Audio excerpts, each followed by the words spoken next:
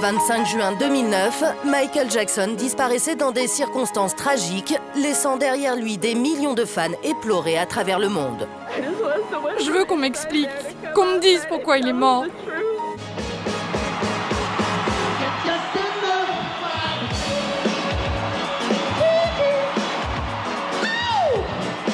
« 750 millions d'albums vendus, un succès inégalé, une carrière hors du commun au prix d'incroyables sacrifices et de souffrances. » Je pense que personne n'aurait été capable d'endurer les épreuves que Michael a dû affronter tout au long de sa vie. Des démons qui vont peu à peu l'entraîner dans une spirale infernale. Michael Jackson était dépendant aux médicaments. Et malheureusement, il en est mort. On peut difficilement être plus dépendant que lui. Parfois, je n'arrivais plus à comprendre ce qu'il disait, il était incapable d'articuler et ses yeux roulaient dans tous les sens. Il n'était plus lui-même. Assistant personnel, garde du corps, médecin, nous avons rencontré l'entourage de la star. De tournées mondiales éreintantes en scandale destructeur, comment Michael Jackson a-t-il été consumé par son statut de roi de la pop? Pourquoi personne n'a-t-il réussi à le sauver? Un jour, je lui ai dit, « Si tu continues, tu vas finir comme Elvis. Tu as vraiment envie que tes enfants deviennent orphelins ?» Vous allez découvrir l'histoire secrète d'une des plus grandes légendes de la musique.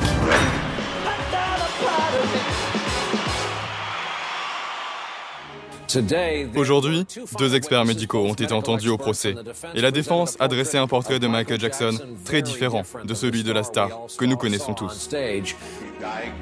Automne 2011, en plein procès Conrad Murray, de troublantes pièces à conviction dévoilent la part d'ombre de Michael Jackson. Ces photos ont été prises dans la chambre de la star, quelques heures seulement après sa mort. Sur sa table de chevet et partout dans sa chambre, des dizaines de flacons et tablettes de médicaments. Au pied de son lit, on retrouve même une bouteille d'oxygène. Difficile d'imaginer qu'au cœur de Beverly Hills, dans cette somptueuse villa, le roi de la pop s'était aménagé une véritable chambre d'hôpital à domicile.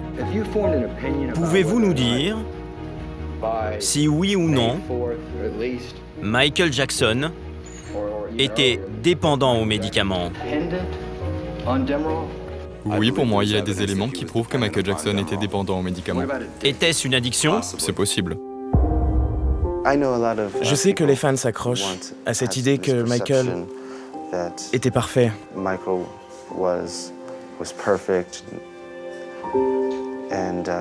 Il n'en était pas loin. Mais en réalité, c'était un être humain comme tout le monde. Frank Cascio a été l'assistant personnel de Michael Jackson pendant 25 ans. Il vient de sortir un livre dans lequel il évoque sans tabou les problèmes d'addiction du chanteur. Un mal qui, selon lui, trouve ses origines dans l'enfance de la star, celle d'un jeune prodige entraîné jusqu'à l'épuisement par un père violent. Les gens doivent comprendre une chose. Cet homme a travaillé d'arrache-pied depuis l'âge de 5 ans, jour après jour, pendant des années et des années.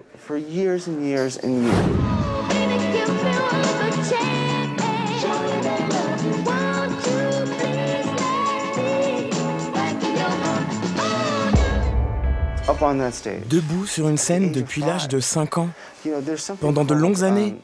Vous savez, il y a une pathologie qui s'appelle la douleur chronique. Elle survient quand vous êtes en surmenage. Et chez lui, vu sa carrière, cette pathologie a été multipliée par 10.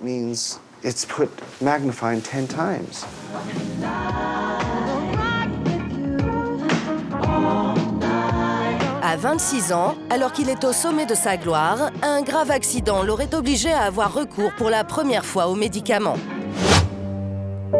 En plein tournage d'une pub pour un célèbre soda, un incident technique survient. Les cheveux de Michael Jackson s'enflamment. Il est brûlé au 3e degré.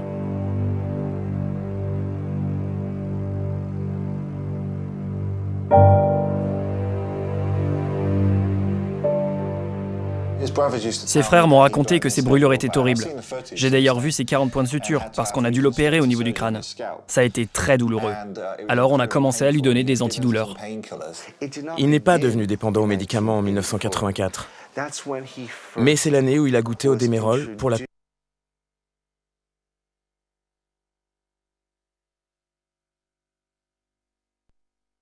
alors que comme un médicament va devenir une drogue 9 ans plus tard. La police refuse de communiquer sur l'enquête et de révéler si Michael Jackson est un suspect ou une victime. La star est accusée par Jordan Chandler, un enfant de 13 ans, de l'avoir abusée. Des accusations jamais avérées, mais qui vont détruire Michael Jackson. Tous les rapports médicaux et les documents que j'ai pu lire stipulent que la dépendance aux médicaments de Michael Jackson est née en 1993, avec les premières rumeurs de pédophilie. À cette époque, Michael Jackson est en pleine tournée mondiale pour son album Dangerous. Chaque soir, il doit affronter des hordes de fans et donner le change, continuer d'assumer son statut de star internationale, malgré l'opprobre. Dans le monde entier, il a été accusé de pédophilie. Et pour moi, être accusé d'avoir abusé d'un enfant est sans doute la chose la plus ignoble de la Terre. Dans le monde entier, vous imaginez, sa vie, sa réputation, tout s'est effondré pour lui. Les gens voulaient vraiment le salir.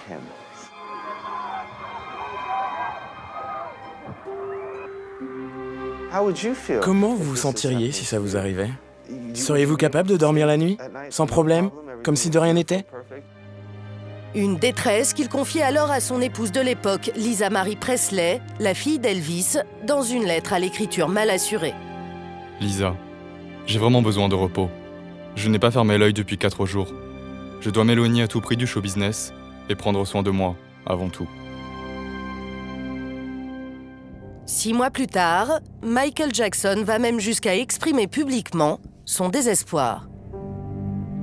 There have been many disgusting statements made recently concerning allegations of improper conduct on my part. These statements about me are totally false. As I have maintained from the very beginning, I am hoping for a speedy end to this horrifying experience to which I have been subjected. Il vient officiellement d'annuler la fin de sa tournée et pour la première et unique fois de sa carrière, Michael Jackson évoque sans détour ses problèmes d'addiction. Ended, I remain out of the country undergoing treatment for a dependency on pain medication. Si cette cure remet la star sur pied, le répit sera de courte durée. 6 ans plus tard, un événement passé totalement inaperçu à l'époque aurait fait replonger Michael Jackson. 1999, le chanteur donne un concert de charité à Munich, en Allemagne.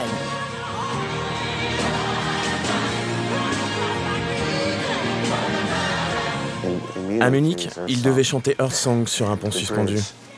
Ce pont était censé le faire redescendre au ralenti.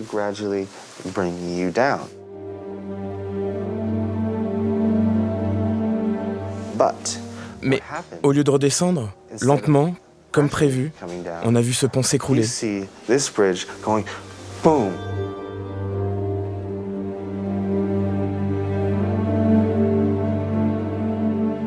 20 mètres plus bas. Vous imaginez l'impact? Dans la salle, personne ne réalise que la star a fait une chute équivalente à celle d'un immeuble de 3 étages. D'un professionnalisme à toute épreuve, Michael Jackson continue de chanter alors qu'il souffre le martyre. Après cette chute horrible, j'ai commencé à m'inquiéter. Il a commencé à exiger des médecins en permanence autour de lui, à qui il demandait sans cesse de faire taire la douleur à tout prix. La descente aux enfers commence. Selon ses proches, Michael Jackson fait désormais appel à ses médecins, de jour comme de nuit. Un jour, alors qu'il sortait de sa chambre à l'hôtel, il me voit, on discute normalement, on parle de l'organisation de son planning de la journée. Puis il est retourné dans sa chambre et j'ai vu un médecin apparaître. Quand il est ressorti, 1 heure plus tard, je n'arrivais plus à le comprendre. Il arrivait à peine à articuler, ses yeux roulaient dans tous les sens. Ce n'était plus le même. Moi, je les ai vus, ces docteurs. Et quand ils ont rencontré Michael, ils avaient des dollars plein les yeux. Ils se sont dit « Waouh, je vais devenir le médecin personnel de Michael Jackson ». Ils ont pensé à l'argent, à tous ces billets de banque qu'ils allaient recevoir. Tous les jours, ces sales docteurs venaient rôder pour lui donner des médicaments. Toujours plus de médicaments. Alors qu'ils auraient dû le soigner, ces médecins sont censés être responsables de leurs patients.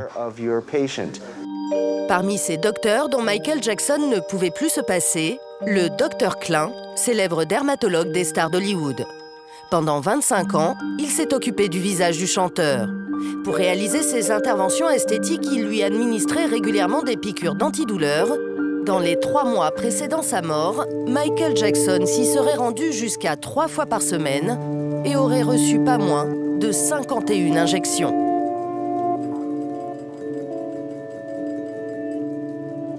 Je suis persuadé qu'il en était arrivé à un point où il faisait des interventions esthétiques simplement pour recevoir une piqûre antidouleur. Vous savez, avec la quantité qu'il prenait quotidiennement, il y avait de quoi mettre KO 5 personnes pendant toute une journée. Vraiment KO.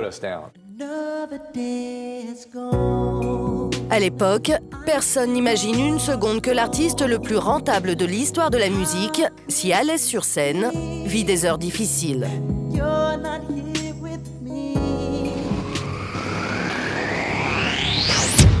Michael Jackson, lui, est parfaitement conscient de la spirale infernale dans laquelle il est entraîné. En 1997, il va même y consacrer une chanson baptisée Morphine dans l'album Blood on the Dance Floor.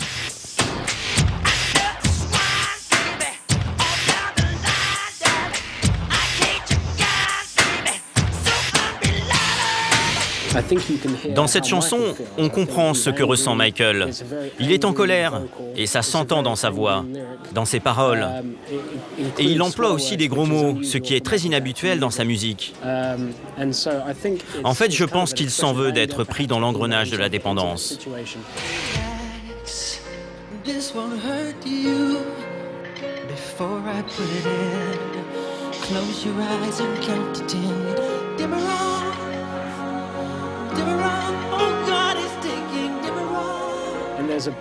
Dans ce refrain, il joue le rôle du médecin qui lui dit « Détends-toi, ça va aller, ferme les yeux avant la piqûre, etc. etc. » Donc il parle de ces docteurs qui le droguent toujours un peu plus.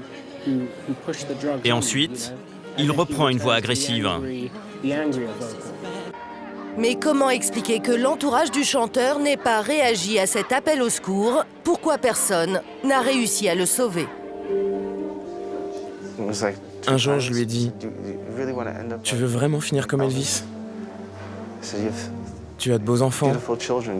Tu as vraiment envie qu'ils deviennent orphelins ?» Je lui ai dit « Je ne suis peut-être pas docteur, mais j'ai du bon sens. »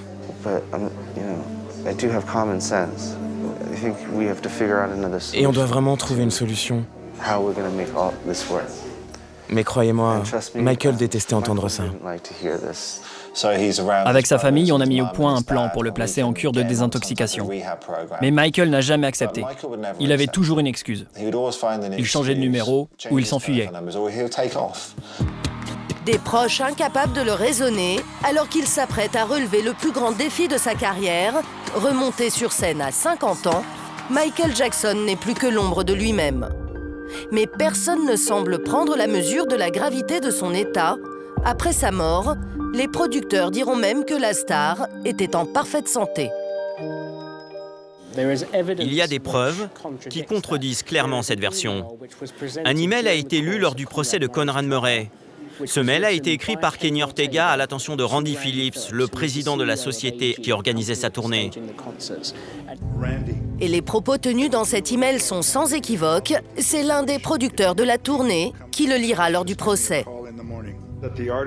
Le chanteur ne sera peut-être pas en mesure de faire ses concerts en raison de graves troubles émotionnels.